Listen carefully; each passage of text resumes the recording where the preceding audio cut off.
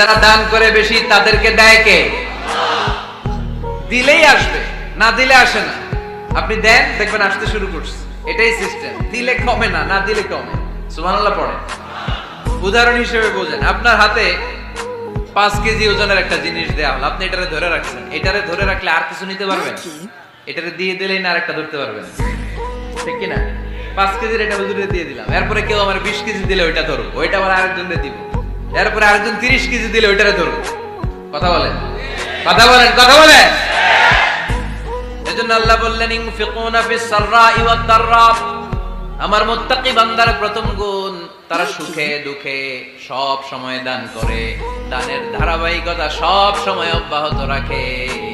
যারা সুখে দুঃখে সচ্ছল অসচ্ছল সব অবস্থায় দান করে, তাদের নাম হলো মুত্তাকি।